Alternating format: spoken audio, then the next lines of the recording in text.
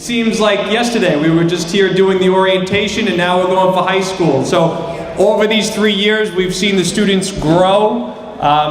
They came into us as that wide-eyed, nervous look, and throughout the years we've seen them develop and grow into fine young men and women that we're seeing today. And we're starting that high school process. We've submitted the applications, and at this point, Mr. Velez will be going over the application process, and we are videoing this at this point. We're going to be putting it on our website, so I feel like we're at a big press conference here, like we're talking about the World Series or something.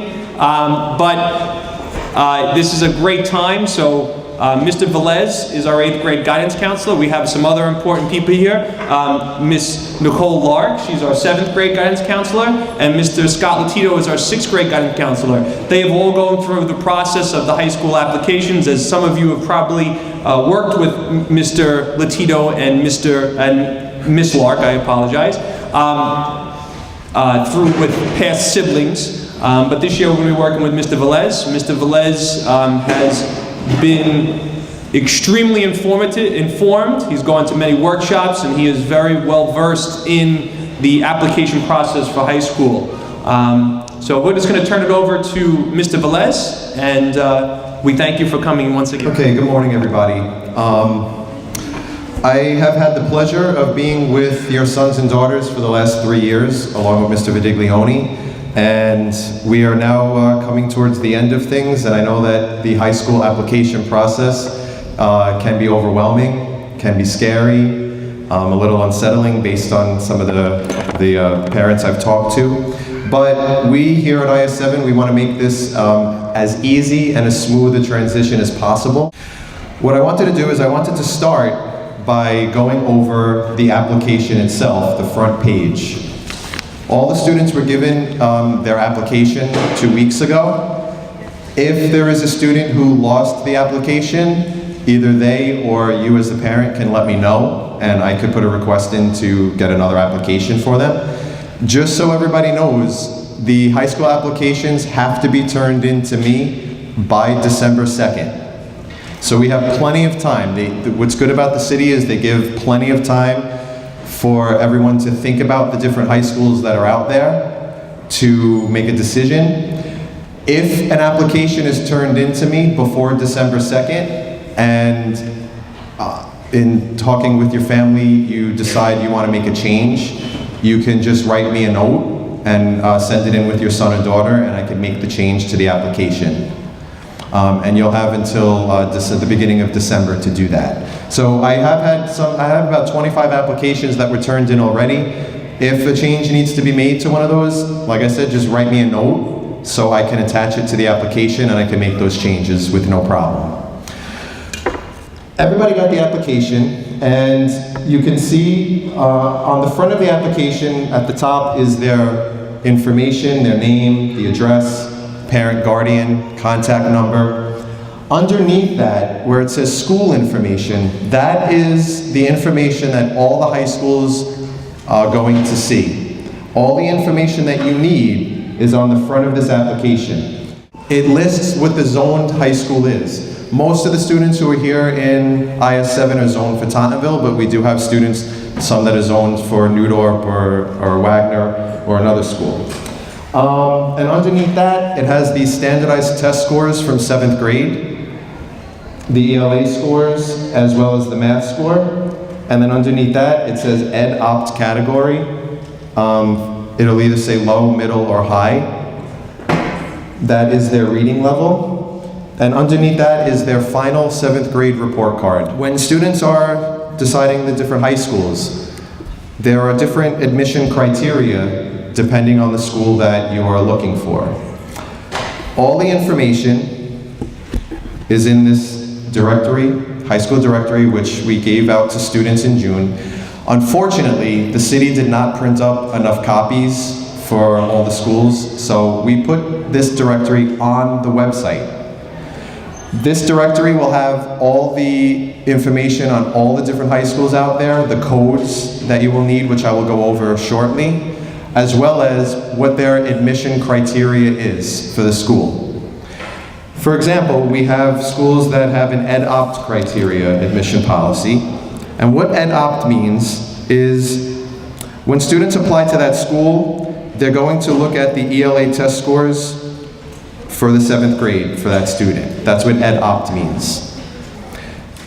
16% of students that apply to an ed-opt school are going to be accepted based on having a high reading level. 68% of students that are applied to an ed-opt school are going to have a middle reading level, and then they will also accept 16% having a lower reading level. If on your application, where it says ed-opt, if it says top 2%, and your son or daughter puts that school as their #1 choice, for example, Petrides is an ed-opt school.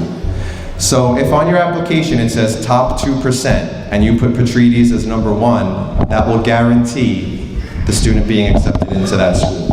But other than that, they accept 16% with a high reading level, 68% with a middle reading level, and 16% with a lower reading level.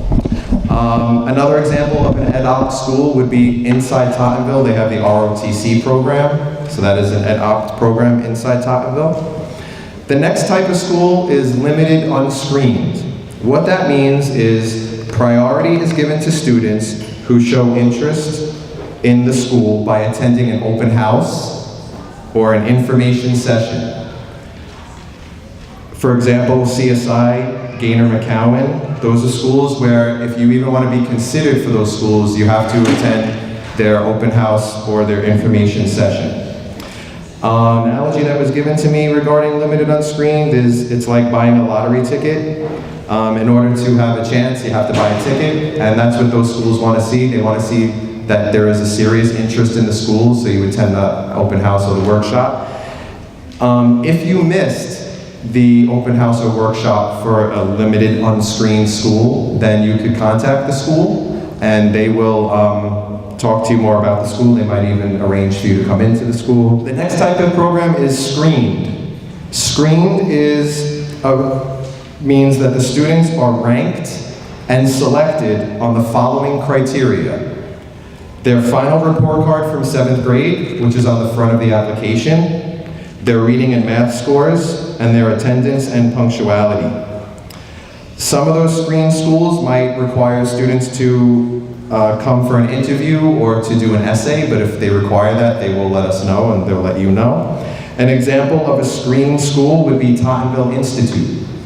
If somebody puts down Tottenville Institute, just because you're zoned for Tottenville, it does not mean that you get into Tottenville Institute if you put Institute down on the application.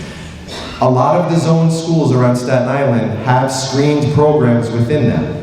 For example, if you look in the high school directory at schools like Wagner or Curtis, you will see that within the different schools there are different programs, and those programs are screened, which means they're going to look at, like I said, their final report card, their reading and math scores, and their attendance.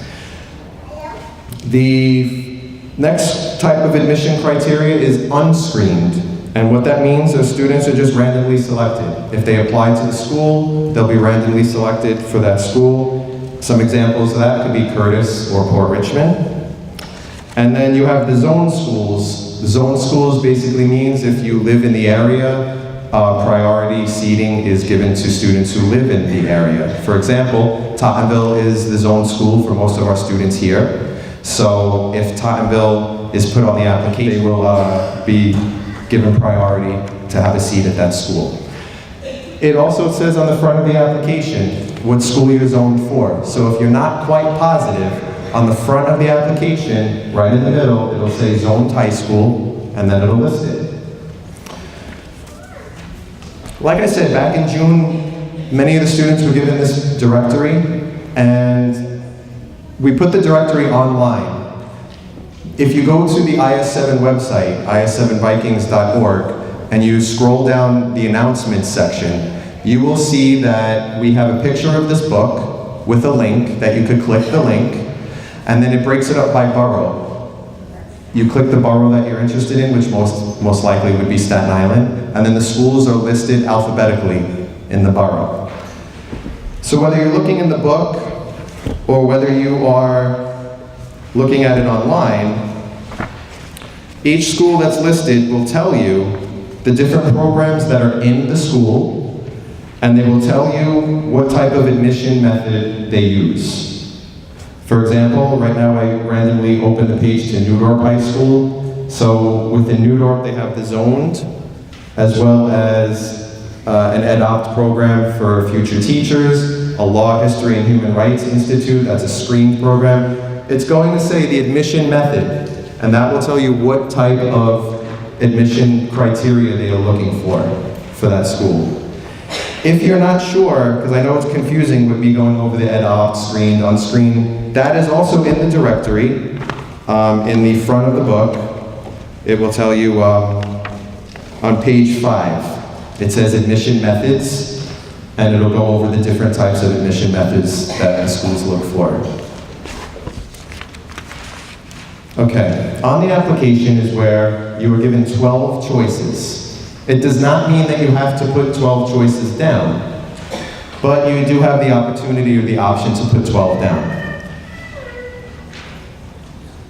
You'll have to find the program code for the school. For example, if you're going to apply to, say, Tottenville Institute, you have to look in the directory, and you have to find Tottenville, and then you'll see the different programs in Tottenville are broken down. You'll look for, thank you, Ms. Clark. The code is, say, right next to the program of the school. That is what you have to put on the application where it says program code. If you open this directory or you click online and you see that a school does not have a code, then that means it does not go on the application. For example, students who apply to take the specialized high school exam for Staten Island Tech or LaGuardia, there will be no codes in the book for those schools, which means it does not go on the application. If you are applying to Catholic schools will not go on this application. This application is strictly for public schools, okay? So when you look up in the directory, you'll find the program code, you'll write it down, you will write down the program name. For example, if someone's applying to the ROTC program at Tottenville, they will find the code for ROTC, they'll write that 4-digit code down, they will put ROTC, and then the school name itself, Tottenville. One thing I wanted to go over with everybody on the high school application is, with the public schools that you put down on the application, the city is going to look at the application and start with school number 1. So we recommend that the school you want the most goes first, and so on and so forth. The school you want second most should go second, third most, third. When the city gets the application and they look at the application, they're going to start with number 1, and they are going to see if that student meets the criteria for the school. If the student does not meet the criteria, then they're going to move to the next school and see if the student meets the criteria for the second school. Once they find the school that the student meets the criteria for, then that's the school that the student is going to be matched with. Okay? So, if you put down Zone Tottenville first, then that means because it's your zone school, you're guaranteed a seat, they're not even going to look at the other schools. So, we recommend that you put the zone school down. You don't have to put the zone school down, but we recommend that you do. And if you do put the zone school down, don't put it ahead of other schools that you want to be considered for. Otherwise, they're just going to see the zone school first, they're going to take it, and that's going to be the school they get matched with. If the results for the high schools will come out in March, I know on the agenda it says February, but the results are gonna, and this is considered round 1. We have 3 rounds. This is round 1. These applications are due to me by December 2nd. The results of round 1 will come in March. If you are matched to a school and you do not want that school, then you can do what is called round 2, which means that you will let me know that you would like to apply for round 2. Just so you know ahead of time, there are not as many options for round 2. Not all the schools will be available for round 2 because after round 1, a lot of students are going to accept their schools, they're going to be placed in the schools. So the round 2 schools are going to be basically what's left over. If you did not put your zone school on round 1 and you get accepted to, say, Wagner, and you say to yourself, you know what, I think it would just be easier if we go to Tottenville, we'll stick with our zone school, then you put your zone school in round 2. That will guarantee the seat there. So if you accept the school in round 1, or if you do not accept the school in round 1, you apply in round 2, you could put the zone school down. So I know that sounds like a little bit confusing, but what that basically means is there are going to be some people who get accepted to a school in round 1. It does not mean that you have to accept that school. You may get accepted to a school and say, you know what, I think that we're gonna try for this school instead, or a zone school. Then you could apply in round 2 for the school. If you put the zone school in round 1 and you get matched up in round 1, you can do a round 2 application. You still can, but make sure that the zone school goes on the round 2 application, at least as the last choice. After round 2, is, we have what's called an appeals process, which would, it's difficult to get into a school once you go past round 2, but at least your zone school, you still have a good shot at being accepted to in round 3. Round 3, the appeals process usually takes place in June, and it does not necessarily mean that you'll get the zone school. When I went to a high school meeting a couple weeks ago, the director of high school applications told us that he will try his best to match you with your zone school if you go to round 3, but it's not a guarantee. He said that nobody's going to be sent off the borough to the Bronx or Brooklyn or anything like that, but you'll most likely get your zone school or the school that's closest to where you live. So hopefully though, we won't really have many people looking to do an appeals. Hopefully the goal is for everybody to be matched up with a school at least by the end of round 2. Tottenville Institute ranks and only takes the top 68. Even if somebody meets the criteria for Tottenville Institute, it does not necessarily mean that you're going to get accepted to Tottenville Institute because they have a limited number of seats. It is a screened program. In the high school directory, when you look at Tottenville Institute, it will tell you how many kids got in last year. So in 2013, 68 kids got into Tottenville Institute, but 995 kids applied for it. So that's something to keep in mind. So the main thing I want you to remember is,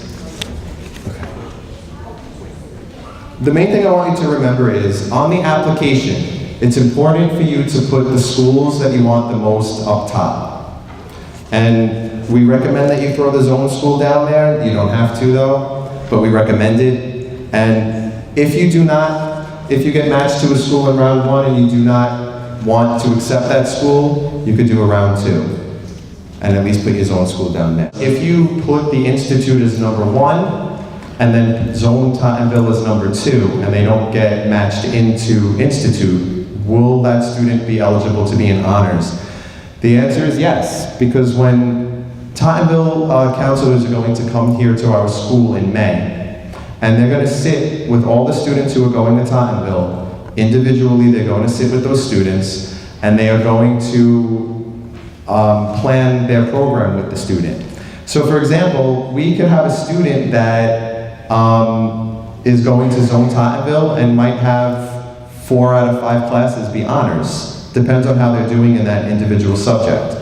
When the Tottenville counselors are here, they're going to look at their report card for 7th grade. They're going to talk to them about how 8th grade has been going, and it's very possible that most classes could be honors but they base it individually by subject. On the front of the application, it has the attendance and latenesses. The city had mixed up the number of latenesses and absences. So where it says absent, that's really the late number. And where it says late, that's really the absent number. But when the schools are looking at an individual student's application, the information is correct in the system. It is. All the schools, 100%, all the schools are aware of it. Everyone takes a deep sigh. This wasn't just our IS7 applications, this was citywide. All 5 boroughs, they mixed up the late and absent number, but in the system, all the information is correct, and the schools will see the correct number. What this application is anything that's put on this application, I am going to be entering into the high school application system. So this application is not going to physically be mailed to any schools. This is for us, so we know what schools students want to apply to. So, because everything is computerized, all the information is correct in the computer regarding their latenesses, their grades, their absences, and things of that nature. So, say somebody's struggling in math, it does not discount them from having honors classes. They might have social studies, science, language arts honors, and then math regular. When the Tottenville counselors come here in May, they're gonna have their information, their report card information, and they're going to base it on that. There'll be no error regarding attendance or lateness for Catholic school. They're not going to have that information. There is a situation where somebody has excessive absence for a particular family emergency or medical emergency. You just let me know, and there is an option when I'm entering this information into this computer that I could indicate that a specific, I can indicate, not specific, but I can indicate the high absent rate is due to family crisis or medical emergency. Okay, screened high schools with selection criteria of 3 or higher on standardized exams are now advised to consider students with a proficiency of a 2.25 or higher. So they're still going to take the highest percent, but the way it generally is every year is they're looking at a 3 or higher. But because of the controversy surrounding the test scores of the test last year, they're going to do a 2.25 or higher. What they're going to look at this year, or what's going to hold more weight, is on the front of the application where it says standardized tests. It says ELA, it'll say the test date, so spring 2013. It'll say score, and then next to that it says level. So it always, generally they're looking at level. But this year, they're going to look more so at the score. Our recommendation is that if you're looking to get into institute, or one of the specific institutes, you should put down both institutes. That's what we recommend.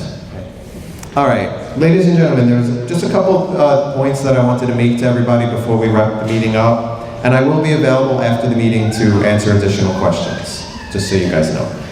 All right, like I said on the application, put what you want in the order you want it. If you're not matched to round 1, you could apply in round 2, but there's not as many choices in round 2. If you are matched in round 1, and you want to turn that match down, you have the right to do that as well and apply in round 2. If you're applying for schools in the zoned area, if you're applying for schools outside of your zoned area, this is what the Director of High School Applications recommended that we say to the parents at our workshops. If you're applying to schools outside of the zone area, they recommend that you do a practice trip to the school. They recommend that you do this practice trip sometime in November after the clocks are switched. And they recommend that you load up a backpack and pretend as if you're going to school, to and from school. The reason they recommend that in November when it's dark, when it's cold, backpacks are going to be heavy, because unfortunately the truth is there are many people who would like to apply to, say, a school on the other side of the island or in another borough, and then they get accepted to the school, they go, and they realize, I don't know what I was thinking putting this school down, I don't want to travel every day like this. And that's a problem, because the Director of High School Admissions told us that they will not grant any type of transfer to any students based on travel. The only reason he will grant a change in high school is for medical reasons. And it's severe medical reasons. They said if somebody has asthma or if somebody has anxiety, that's not going to grant them a transfer to a school. Okay, so just keep that in mind. The recommendation is if students are applying to schools on the other side of the borough or even off the borough, you have until December 2nd to turn the application in. So they recommend that you do a practice trip with your son or daughter and get a feel for what this is going to be like on a daily basis before you make that final decision. That was one thing that he recommended. All right, ladies and gentlemen, I'm going to answer questions after the meeting. We're going to wrap up now. I want to thank everybody for coming out this morning. Like I said, I know it's very confusing, but please, if you have any questions, ask me after, or call me, or especially email me. Thank you very much, ladies and gentlemen. Let's give a big round of applause to Mr. Velez, please. Thank you. Also, another couple people that we would like to thank. We have Mrs. Rembo, our parent coordinator, in the back. Let's please give her a round of applause. And Brian, one of our 8th grade students, he's from Mr. DeFigli's media class. He filmed it today. This is going to be posted on the website of IS7. And if you would like to see it again, you may definitely do. Okay? Thank you so much, and we'll be here for questions, and the whole guidance staff will be here. Thank you.